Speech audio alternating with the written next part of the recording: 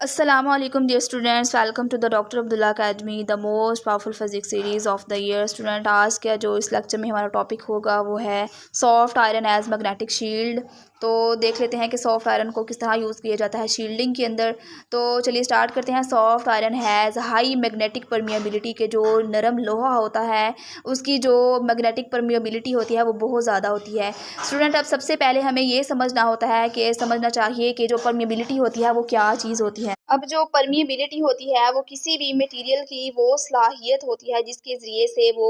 Magnetic flux को अपने अंदर से गुजरने देता है। सॉफ्ट आयरन की स्टूडेंट्स सबसे बड़ी खासियत ये है कि ये एयर के मुकाबले में कई गुना ज़्यादा मैग्नेटिक फील्ड को अपने अंदर से गुजरने देता है। इसी वजह से हम कहते हैं कि जो soft iron has high permeability, यानी ये परमिएबल होता है और मैग्नेटिक फील्ड को अपने अंदर से गुजरने देता है, इसलिए इसकी जो परमिएबिलिटी होती है वो ज़्यादा होती है। The permeability is the ability of, ये आगे वो उसकी जो डेफिनेशन है वो बताने जा रहा है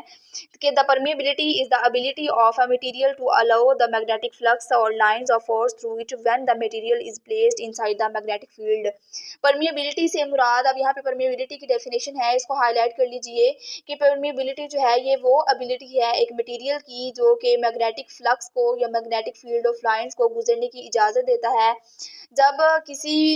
भी मटेरियल को हम एक मैग्नेटिक फील्ड के अंदर रखें, यानी जब कोई भी चीज़ है वो मैग्नेटिक फील्ड के अंदर रखी जाती है तो मैग्नेटिक लाइंस ऑफ फोर्स जो है वो एक मीडियम तलाश करती हैं जहां से वो आसानी से गुजर सके। अब सॉफ्ट आयरन जो है इसमें ज़्यादा एबिलिटी होती है कि वो इन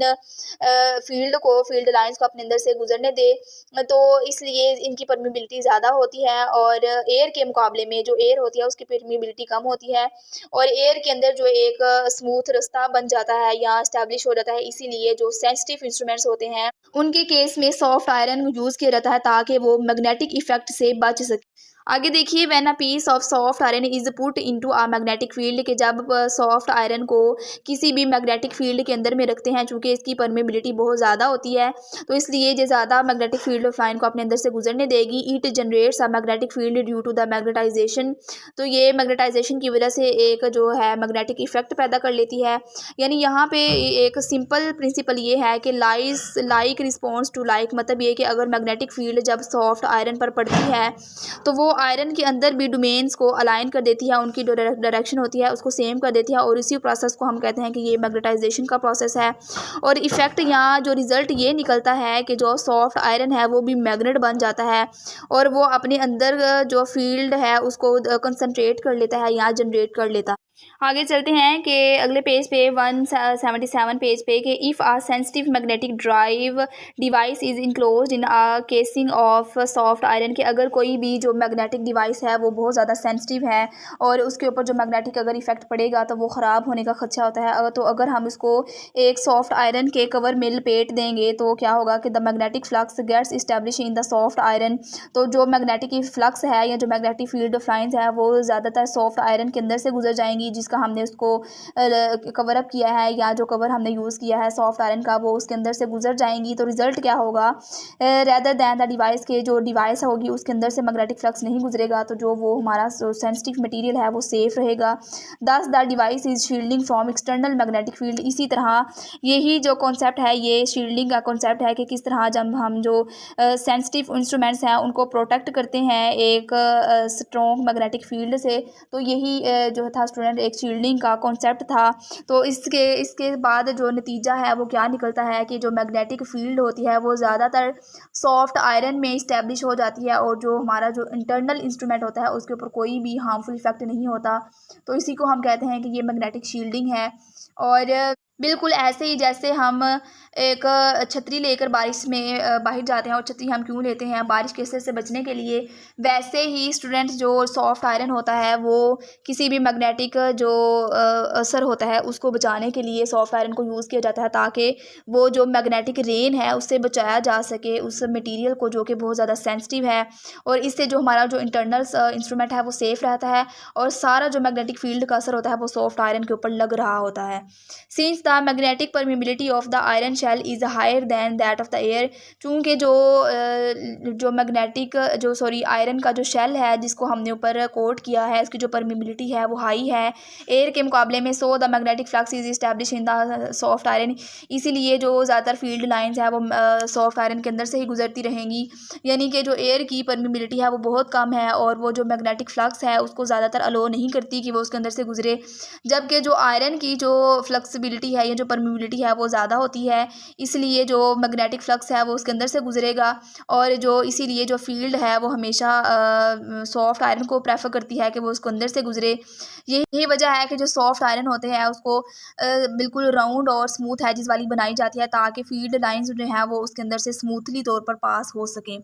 Soft iron is generally used in the cores of transformers and electromagnets because of its high permeability। तो अब यहाँ पे सॉफ्ट आयरन का यूज़ बताया रहा है कि सॉफ्ट आयरन को ज़्यादातर हम यूज़ करते हैं ट्रांसफार्मर्स के अंदर और जो होते हैं इलेक्ट्रोमैग्नेट्स के अंदर यूज़ करते हैं क्योंकि इसकी परमेबिलिटी ज़्यादा हाई होती है। यहाँ पर स्टूडेंट एक और इम्पॉर्टेंट पॉइंट ये है कि सॉफ्ट आयरन को हम सिर्फ शील्डिंग के लिए ही नहीं बल्कि ट्रांसफार्मर्स के अंदर और इलेक्ट्रोमैग्नेट्स के अंदर भी इस्तेमाल कर सकते हैं, क्योंकि इसकी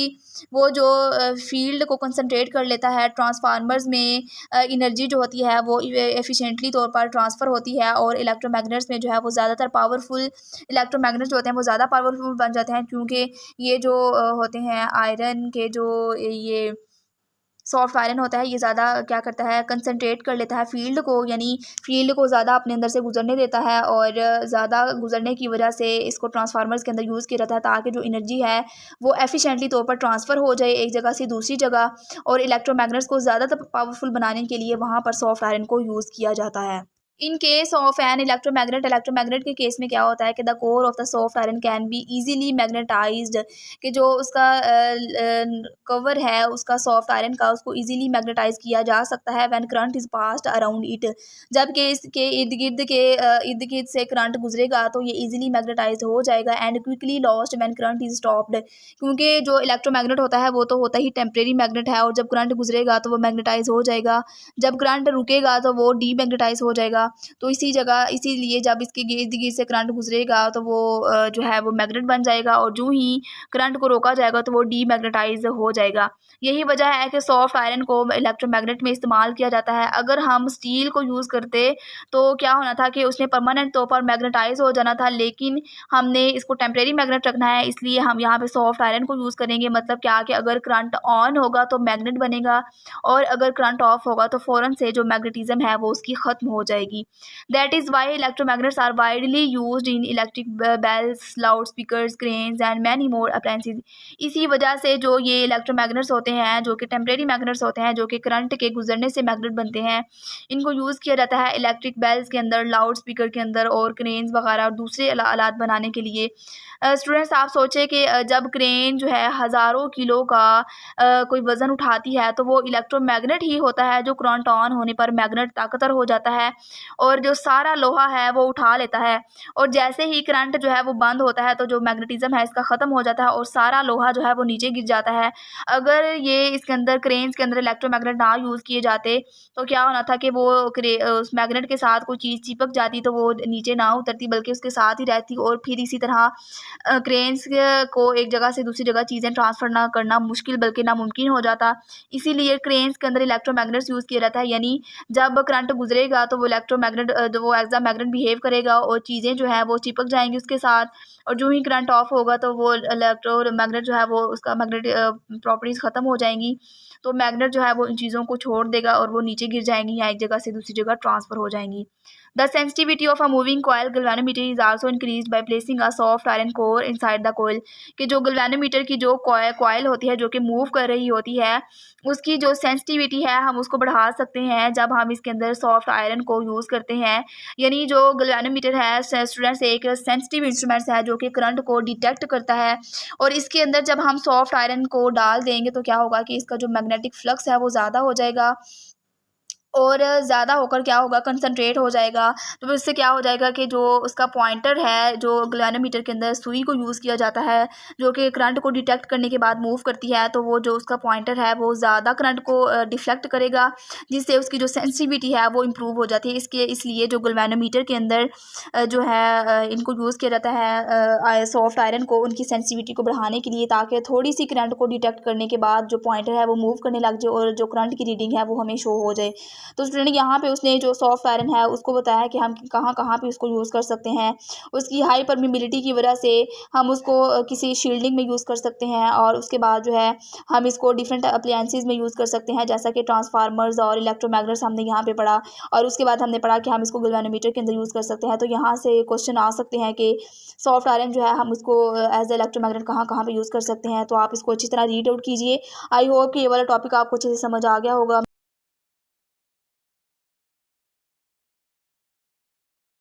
हमारा लास्ट टॉपिक इस चैप्टर का, तो आई होप कि आपको ये सारा चैप्टर अच्छे से समझ आ गया होगा। ये बहुत ज़्यादा इंटरेस्टिंग और इम्पॉर्टेंट चैप्टर भी था। तो जो भी आपका पॉइंट एंड क्लियर रह गया हो आप लोग कमेंट में पूछ सकते हैं, और ये वीडियो अपने दोस्तों के साथ शेयर कीजिए। मिलते हैं नेक्स्ट चैप्टर में, जो कि हमारा होगा लास्ट वाला चैप्टर इस बुक का, नेचर ऑफ साइंस के ऊपर। तो तब तक के लिए अपना ख्याल रखिए, अपने पैरों का ख्याल रखिए। अल्लाह हाफिज़।